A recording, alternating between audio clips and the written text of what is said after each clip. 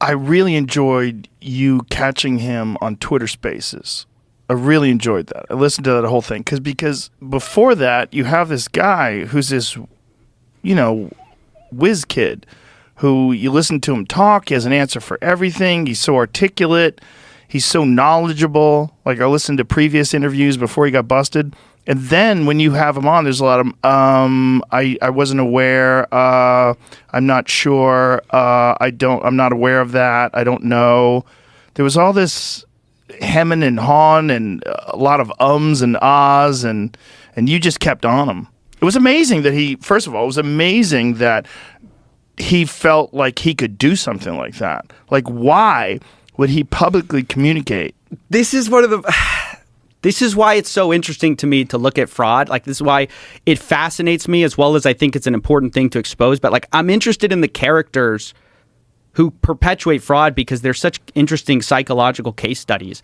Sam Bankman-Fried, you could probably write a whole book about the fact that this guy, he got away with lying so long and perpetuating this image of himself as this generous billionaire. He's sort of the next Warren Buffett, that when everything goes wrong, he thinks he can reestablish control because he's so smart. He is such a good liar that he's like, I can just lie my way out of it. So I think that's why he ultimately talked. His idea was, if I lied my way into it, I can sort of lie my way out of it. And this is what he did. So prior to this, I'd interviewed him twice before, and I had kind of gotten hamstrung with he's just so good at dodging stuff. Did you interview him before the scandal?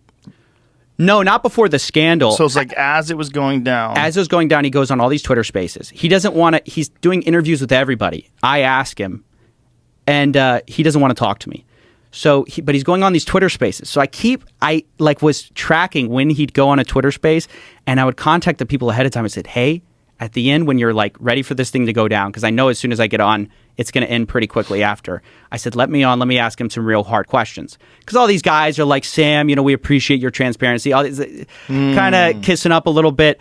But I was just like, somebody has to ask him some real questions. So I had 2 prior little Twitter Space interactions with him.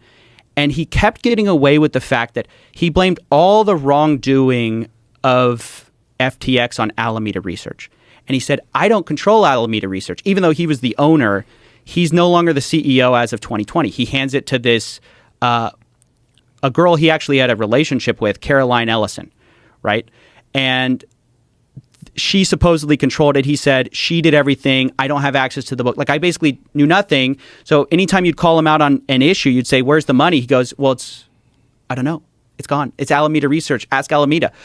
So by the 3rd interview, I'd studied him and I said, okay, how do we get down to FTX's responsibility in this whole thing? And I kept coming back to, it was the terms of service that said, you cannot move, like when I deposit with you, you're not going to touch my money.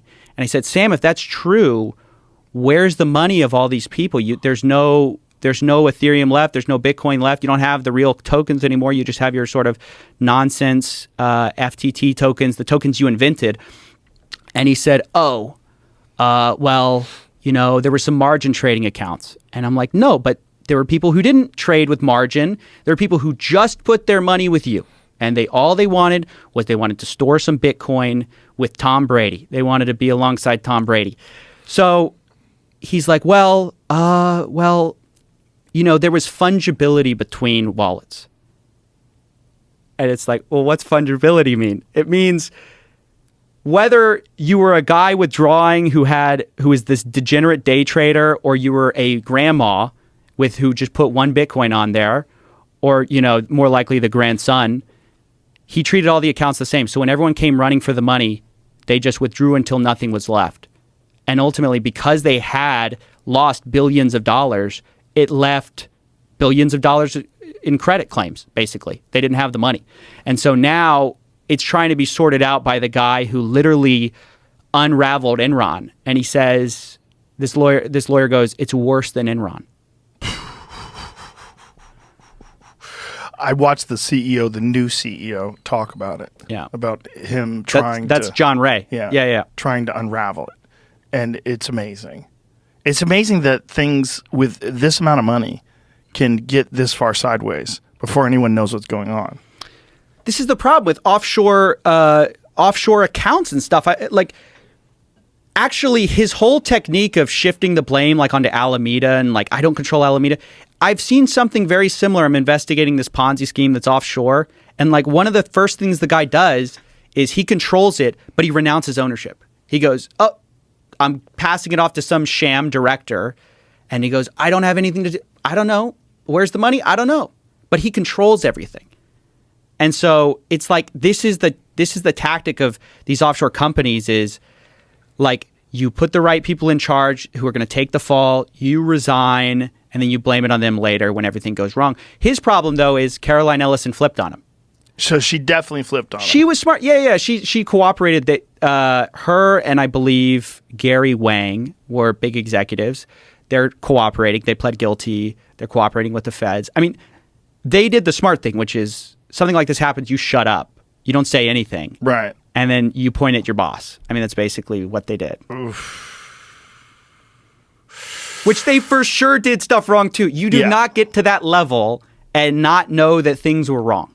Well, reading her tweets about amphetamine use was pretty wild, too. The whole scene was wild. The fact that they were all living together and fucking each other in this giant penthouse, this $40 billion penthouse. The things, it's insane. It's really...